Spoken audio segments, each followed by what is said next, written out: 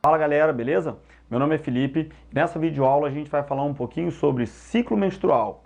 Agora, a gente vai dividir esse ciclo menstrual e vai falar de algumas características que acontecem então no corpo da mulher durante o ciclo menstrual, em relação ao período cronológico, que a gente vai estar dividindo aqui de primeiro dia, sétimo dia, 14º dia, 21º dia e 28º dia, onde alguns fenômenos e algumas alterações acontecem no corpo da mulher. Depois, o que acontece em relação à temperatura corporal feminina durante essas diferentes etapas cronológicas, qual é a alteração ou quais as principais modificações relacionadas ao ciclo hormonal e como esses hormônios atuam no corpo da mulher durante essas diferentes fases cronológicas do ciclo menstrual. O ciclo ovariano, ou seja, o que acontece no ovário entre a produção, maturação e liberação desse óvulo, e o ciclo uterino. Tá? Então, quando a gente começa a falar então de ciclo menstrual, a primeira coisa que a gente tem que identificar é o seguinte, é que quando a gente fala de ciclo menstrual, a gente está falando então do ciclo da menstruação, que ele vai se iniciar então com a menarca durante a puberdade. Felipe, o que é menarca? Menarca nada mais é do que a primeira menstruação, enquanto a menopausa nada mais é do que o período da última menstruação. Então a mulher ela vai ter um ciclo aí durante uma etapa da vida dela que vai acontecer entre a menarca, que é a primeira menstruação, e a menopausa, que vai se dar então a última menstruação. Durante todos esses anos de vida, né, que sucederam a menarca e precederam a menopausa, então ela vai ter os ciclos menstruais. Então, os ciclos menstruais nada mais são do que ciclos mensais femininos. E durante esses ciclos mensais femininos, a gente vai ter algumas alterações corporais. Por que isso? Porque o corpo da mulher foi feito então para reprodução. Então, se a gente está pensando na reprodução, a cada mês ou a cada ciclo, ela se prepara para um processo de reprodução. Agora, nem sempre esse processo de reprodução dá certo.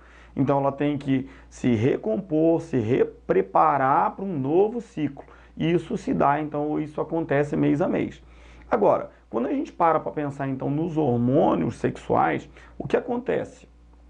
Diferente do homem, a mulher ela já nasce com os óvulos, enquanto o homem ele tem a capacidade de produzir espermatozoide durante a vida.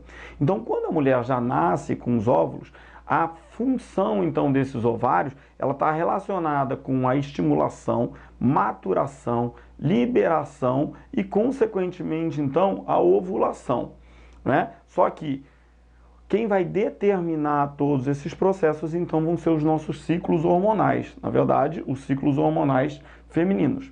Então, quando a menina ainda está na fase embrionária, ou seja, a criancinha do sexo feminino ainda na fase embrionária, ela produz um hormônio chamado HCG. Ou seja, o que significa esse HCG? O HCG, ele precede e ele é muito parecido com o hormônio luteinizante, que é o LH. Ele também é chamado, ou o nome dele correto do HCG, então vai ser gonadotrofina coriônica humana. Essa gonadotrofina coriônica humana vai ser o primeiro hormônio sexual feminino, que depois vai dar origem, então, ao LH, que vai ser o hormônio luteinizante. Quando essa criancinha, então, nasce do sexo feminino, ela tem por volta de 1 milhão de folículos primários, que são também chamados de folículos primordiais. Esses folículos primários ou folículos primordiais, enquanto ela está envelhecendo e chegando na puberdade, eles vão se perdendo.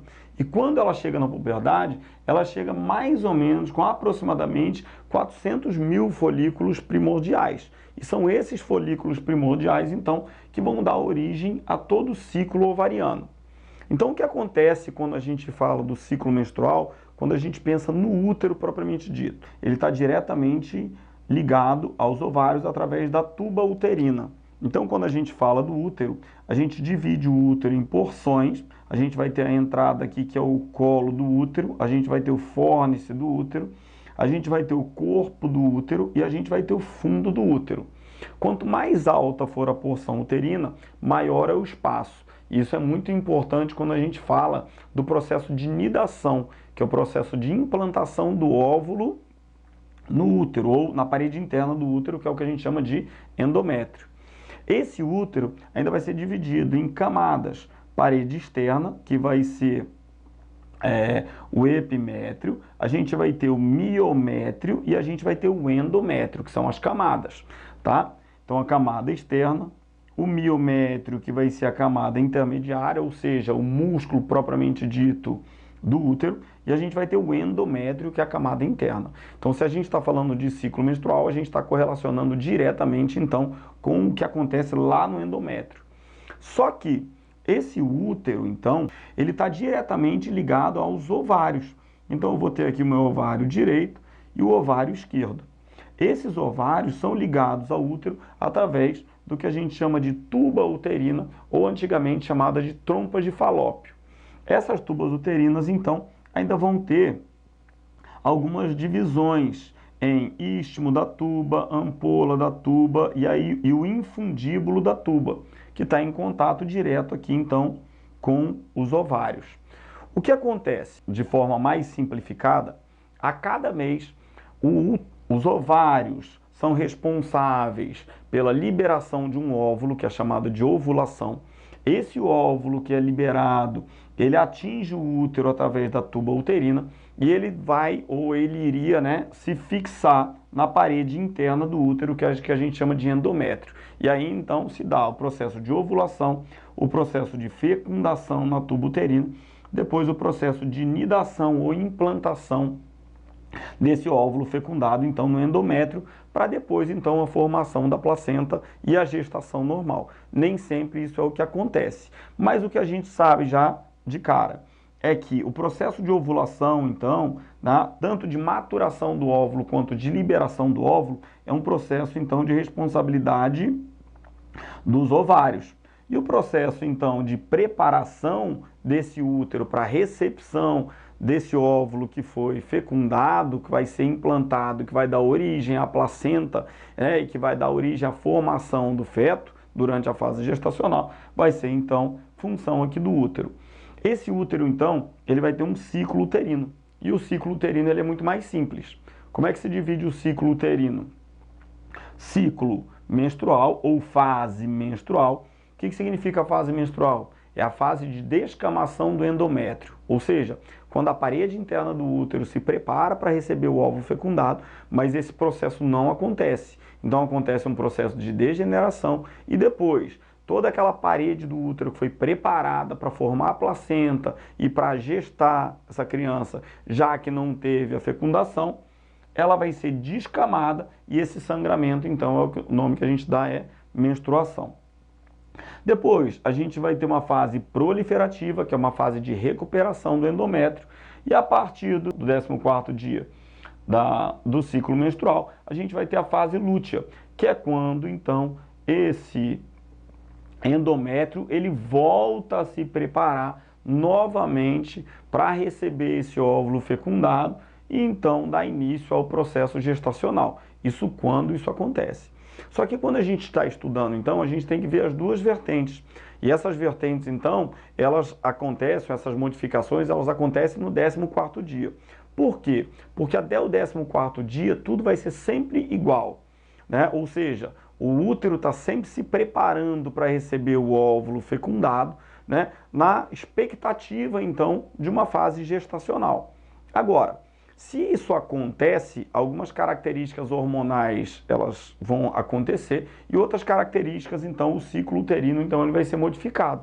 A partir do momento que você teve a gestação, ou seja, que você tem a implantação, a nidação, ou implantação desse óvulo fecundado na parede interna do útero, que é o endométrio, e que você dá início ao processo, então, gestacional, interrompe-se, então, o ciclo menstrual e você passa, então, para uma fase gestacional. Então, você não teria esse novo processo e isso deixaria de ser um ciclo.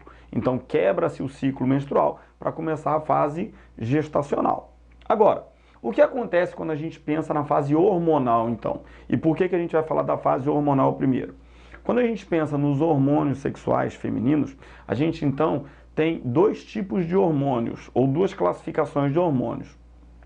A gente tem os hormônios hipofisários, que são produzidos então na glândula hipófise anterior.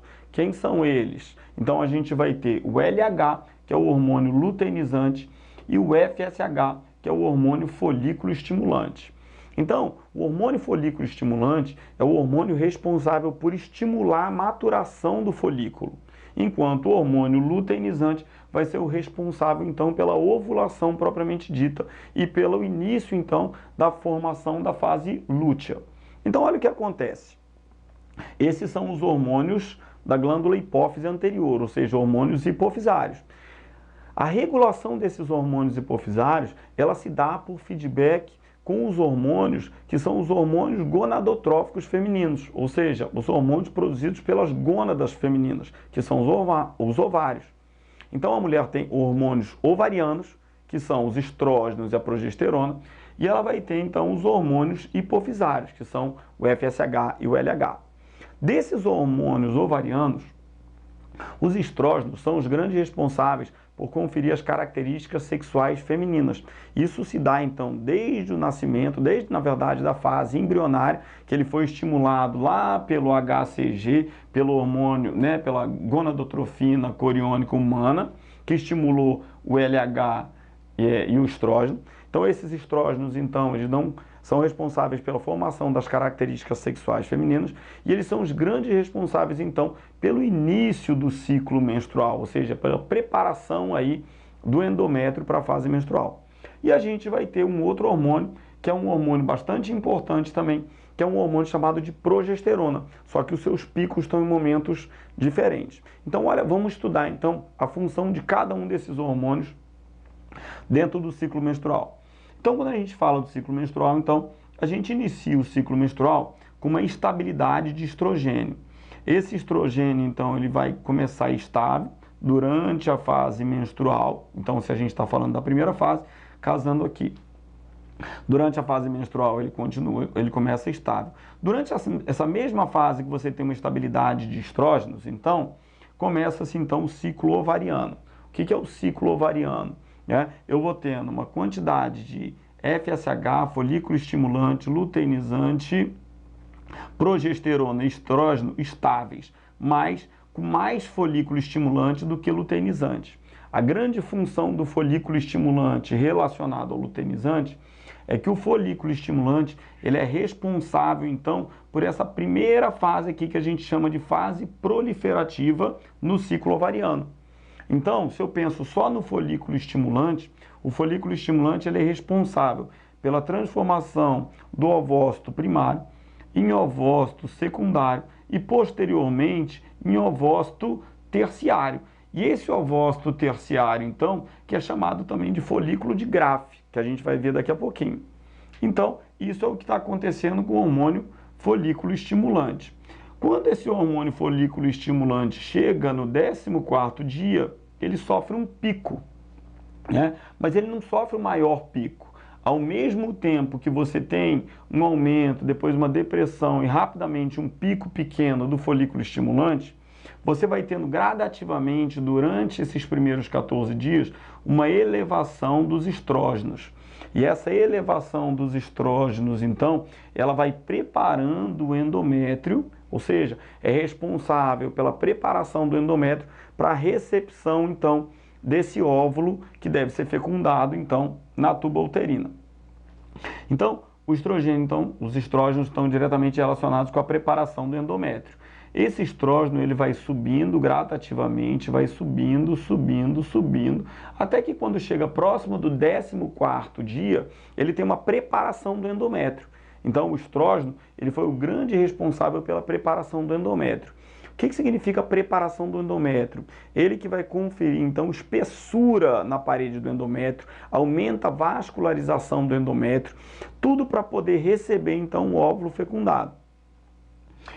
Quando esse estrógeno atinge o seu pico, ele estimula, então, o LH, que é o hormônio luteinizante. E esse hormônio luteinizante, então, no 14º dia, ele faz um pico muito alto. E o hormônio luteinizante é o grande responsável, então, por dar início à fase lútea. Como é que acontece esse início, então, da fase lútea? No ciclo ovariano, O folículo estimulante foi estimulando o ovócito primário a se transformar em ovócito secundário, a se transformar em ovócito terciário e depois, né, estimular então a se transformar ou modificar esse ovócito terciário então em folículo de Graafi. Quando chega no 14º dia que você tem o pico de LH, o hormônio LH é responsável pela ovulação. O que significa ovulação? Ruptura do folículo de Graafi. Então, a partir do momento que você tem a ruptura do folículo de Graafi, você tem o processo, então, propriamente dito de ovulação, ou seja, de liberação do óvulo. Então, você tem o folículo estimulante, o FSH, atuando na primeira fase do ciclo, e depois você vai ter o LH sendo responsável, então, pela fase de liberação ou de ovulação. Isso é o que está acontecendo a cada mês na mulher, né? Normalmente se dá um mês em um ovário, no outro mês isso acontece no outro ovário. Isso, né, é o que normalmente acontece. Agora, a partir do 14º dia, né, do ciclo menstrual, dois processos podem acontecer. Você pode ter, então, o processo de gestação ou você pode, então, ter o processo, então, de menstruação. A grande diferença é se houve ou não fecundação. Então, o que seria a fecundação? O espermatozoide que penetra pelo útero, né? No fundo do canal vaginal, colo do útero, corpo do útero, fundo do útero, chega até a tuba uterina, normalmente ele encontra esse óvulo que foi liberado, né, através da ruptura do folículo de Graafi, esse óvulo que foi liberado, então ele vai passar pelo infundíbulo da tuba, chega na ampola da tuba, até que aproximadamente aqui, nessa parte da tuba uterina, ele encontra com o espermatozoide e ocorre a fecundação, né? Ou seja, implantação do óvulo, do espermatozoide no óvulo. Depois que você fecundou, esse óvulo então fecundado, ele volta até o útero, onde ele vai se implantar, ou seja, ele vai se fixar na parede interna do útero, que é o que a gente chama de endométrio. A partir do momento que você teve a implantação do óvulo fecundado no endométrio, então a gente inicia a fase gestacional. Felipe, mas se iniciou a fase gestacional, o que acontece? Aí se interrompe o ciclo menstrual. Então, quais são as grandes diferenças? Então, primeiro, se você teve implantação ou fecundação e implantação, olha o que acontece. Posteriormente a isso, você vai ter uma manutenção das altas taxas de estrógeno, você vai ter uma elevação da progesterona, só que no caso de você ter uma implantação aqui e iniciar uma fase gestacional, você não vai ter uma depressão depois da progesterona. A progesterona ela se mantém mais elevada, o estrógeno se mantém mais elevado, e isso faz com que a parede do útero, ou seja, esse endométrio, ele continue mais espesso. E esse endométrio mais espesso e mais vascularizado é que vai dar origem à placenta, então, que vai ser necessária, então, para a nutrição dessa criança que vai se desenvolver aqui dentro. Felipe, mas e se acontece o ciclo menstrual, ou seja, se não acontece o processo de fecundação? Então, o corpo feminino, ele é todo romântico. A cada mês, ele vai lá e manda aquele óvulo com a intenção de que ele seja fecundado, com a intenção de que ele seja implantado e com a intenção, então, de que se comece um ciclo gestacional. Agora, a partir do momento que isso não aconteceu, o que acontece? Após os 14 dias, acontecendo aqui, então, a fase lútea, né? Iniciando a fase lútea, então, com pico de LH, que deu origem, então, à ovulação, ou seja, ruptura aqui do folículo de Graafi, a gente vai ter a formação, então, do corpo lúteo. Esse corpo lúteo, então, né, ele vai dar origem, ou ele vai continuar estimulando, ele vai dar um feedback positivo, né, para a secreção de estrogênio e progesterona. E a gente vai ter, então, um aumento de estrogênio e progesterona. Mas a partir do momento que esse óvulo ele não foi fecundado, esse óvulo, então, gradativamente, ele vai se desfazendo, né, ou seja, ele vai se degradando, e gradativamente, então, você vai tendo queda, né, das concentrações sanguíneas de progesterona, queda das concentrações sanguíneas de estrógeno, e lá no final, então, você vai ter novamente a elevação do folículo estimulante. Quando a gente chega nessa parte aqui, que a gente tem uma queda muito acentuada de estrogênio e de progesterona, o que acontece? A queda acentuada de estrogênio e progesterona, esses hormônios, na verdade, eram os grandes responsáveis pelo espessamento do endométrio e preparação do endométrio, então, né, para a implantação do óvulo fecundado. A partir do momento que não houve fecundação, você vai ter a formação do corpo lúteo.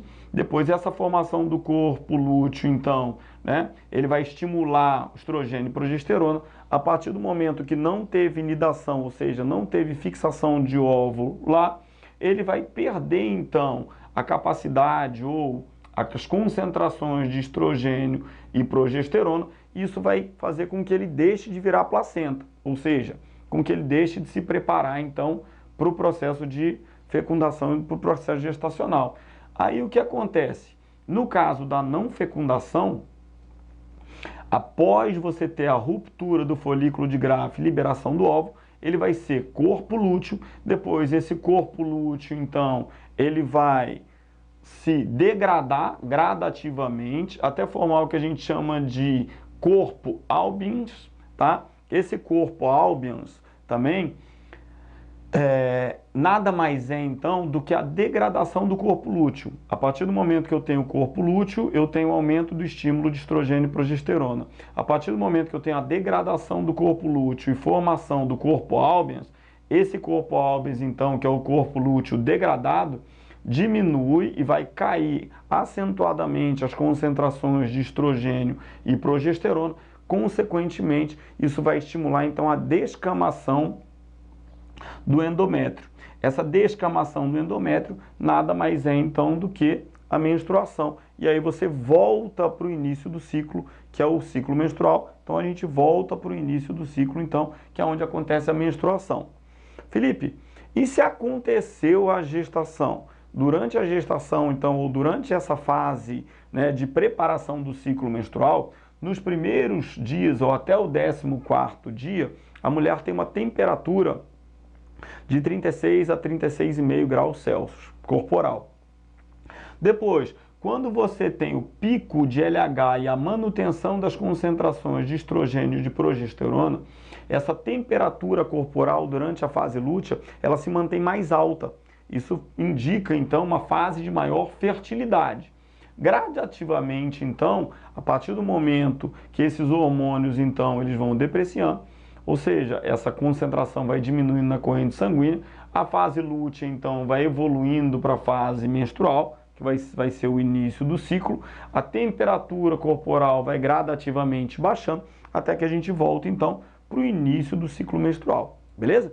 Então, com isso, quando a gente pensa em ciclo menstrual, a gente tem diferentes etapas que acontecem no corpo. A gente tem o ciclo menstrual que está diretamente relacionado com as fases hormonais, e aí vocês têm que saber que, pensando em fases hormonais, eu tenho meus hormônios hipofisários da hipófise anterior.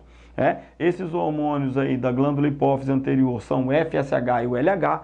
Lembrando que o FSH ele atua na primeira parte do ciclo menstrual, ou seja, na estimulação do folículo, né? Então, em ovócito primário, secundário, terciário.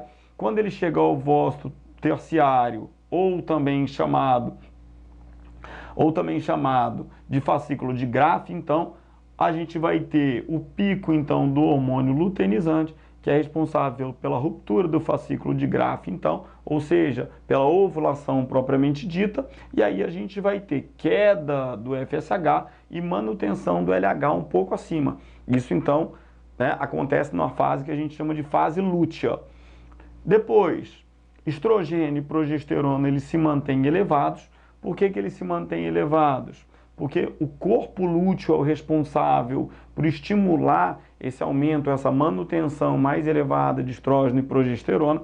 Então, esses estrógenos e progesterona se mantêm mais elevados, mas a partir do momento que esse corpo lúteo vai se degradando, porque não houve fecundação, e dando origem, então, aos corpos albians, então, esse corpo albians, que nada mais é do que a degradação do corpo lúteo, faz com que as taxas sanguíneas de estrógeno e progesterona também, elas depreciam, elas caem, e aí a gente volta então para o ciclo menstrual normal, ou seja, para o início da menstruação, e o ciclo se renova então a cada mês ou a cada 28 dias. Então, nem toda mulher possui esse ciclo muito regrado, mas isso é o que acontece em via de regra, ou mais ou menos a separação entre primeiro dia, sétimo dia, 14º dia, normalmente, né? Não é necessariamente obrigatório que seja o 14º, mas por volta do 14º dia, então, acontece o processo de ovulação, que é o período de maior fertilidade da mulher,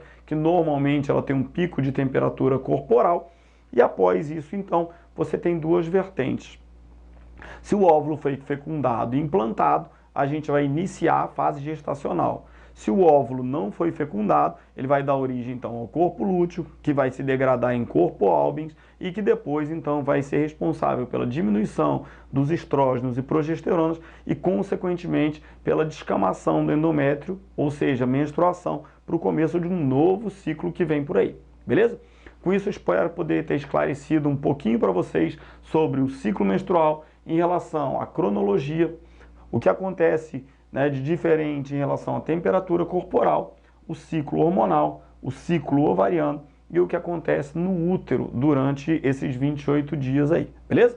Se vocês tiverem interesse aí no material completo sobre o ciclo menstrual, só clicar no card aqui que vai aparecer para vocês no felipeanatomia.com.br, que aqui a gente vai disponibilizar tanto a aula em vídeo quanto a aula em texto e banco de imagens para vocês sobre o assunto. Acessando aqui também as nossas redes sociais, vocês vão estar por dentro de tudo que a gente está fazendo de novo, tanto aqui no nosso canal quanto no site, tá? E se vocês gostaram do vídeo, deixem seu like aqui, se inscrevam no nosso canal e ativem o sininho de notificação, porque dessa forma você está ajudando o nosso canal a crescer e a cada dia ou a cada semana a gente vai estar sempre postando conteúdos novos para vocês, beleza? Um abraço para vocês então e até a próxima aula.